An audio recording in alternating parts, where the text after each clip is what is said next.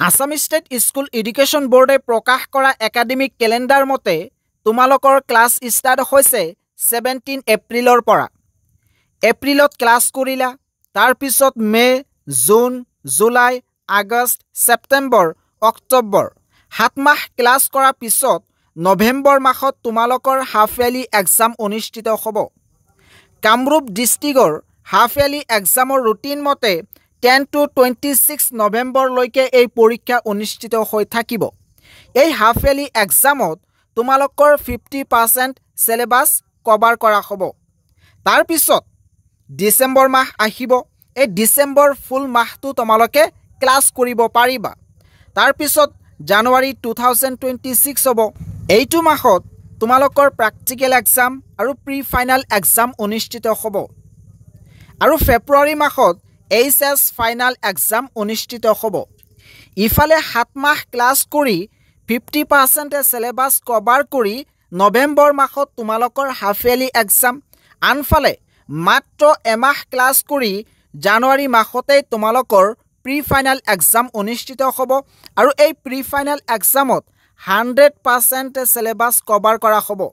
সেইকাৰণে প্ৰশ্ন উত্থাপন হৈছে যে এই পৰীক্ষাক লৈ এক খেলিমেলি সৃষ্টি হৈছে নেকি? শিডিউল যেন ভালদৰে ইয়াতে মিলাব পৰা নাই এনেকুৱা লাগিছে। যিকেই নহওক, এতিয়া কিন্তু তোমালোকৰ এক্সাম আৰু এক্সাম। নৱেম্বৰ মাহত হাফ ইয়াৰলি এক্সাম, তাৰপিছতে জানুৱাৰী মাহত practical exam, pre final exam, ফেব্ৰুৱাৰী মাহত ফাইনেল এক্সাম। ইয়াৰ উপৰিও যিসকল ছাত্ৰ ছাত্ৰীয়ে প্ৰাইভেট কলেজত পঢ়ি আছে তেওঁলোকৰ বিভিন্ন ধৰণৰ পৰীক্ষা অনুষ্ঠিত হৈ থাকিব। তোমালোকে এই পৰীক্ষাবোৰ বহুত ভালকৈ দিবা, কাৰণ পৰীক্ষাত যদি তোমালোকে নম্বৰ বেছি পোৱা তোমালোকৰ এটা কনফিডেন্স আহে যে ফাইনেল পৰীক্ষাত ভাল এটা ফলাফল দেখুৱাব পাৰিবা। গতিকে এই পৰীক্ষাকেইটা ভালকৈ দিবা।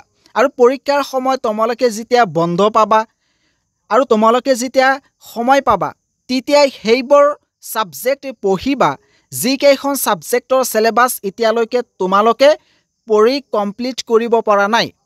যেহেতু সময় নাই, গতিকে এতিয়া বহি থাকিলে নহ'ব। হাফ ইয়াৰলি এক্সাম 50% তোমালোকে কভাৰ কৰিবা আৰু ইফালে মাত্ৰ এমাহ ক্লাছ কৰি 100% চিলেবাছ কভাৰ 100% চিলেবাছৰ পৰীক্ষা দিব লাগিব। জানুৱাৰী মাহত তোমালোকে পৰীক্ষা দিবা, প্ৰেক্টিকেল পৰীক্ষা দিবা, প্ৰি ফাইনেল পৰীক্ষা দিবা, লগতে চিলেবাছ ৰিভিজন কৰিব লাগিব। কাৰণ জানুৱাৰীৰ পিছতেই ফেব্ৰুৱাৰী আৰু ফেব্ৰুৱাৰী মাহত তোমালোকৰ ফাইনেল পৰীক্ষা। গতিকে ৰিভিজন কৰিবলৈ সময় নাপাবা। নৱেম্বৰ মাহত তোমালোকে হাফ ইয়াৰলি এক্সাম দিবা, লগতে যিকেইখন ছাবজেক্টৰ চিলেবাছ এতিয়ালৈকে তোমালোকে পঢ়ি চপাব পৰা নাই, কমপ্লিট কৰিব পৰা নাই, সেইকেইখন কিতাপ পঢ়িবা। আৰু তাৰপিছত ডিচেম্বৰ মাত্ৰ এমাহ সময় আছে। এই এমাহ সময়খিনি তোমালোকে ফুল টাইম ষ্টাডি কৰিবা। দিনে ৰাতি কষ্ট কৰি মাত্ৰ 1 মাহ অৰ্থাৎ এই ডিচেম্বৰ মাহটো তোমালোকে পঢ়িবা। তাৰপিছত জানুৱাৰী প্ৰেক্টিকেল এক্সাম আৰু প্ৰি ফাইনেল এক্সাম দিবা, লগতে যিখিনি পঢ়িছিলা সেইখিনি ৰিভিজন কৰিবলৈ চেষ্টা কৰিবা। কাৰণ ৰিভিজন নকৰিলে কিন্তু তোমালোকে ফাইনেল পৰীক্ষাত ভালদৰে লিখিব নোৱাৰিবা। তোমালোকে যিমানেই ৰিভিজন কৰিবা সিমানেই পৰীক্ষাত ভাল নম্বৰ পাবা।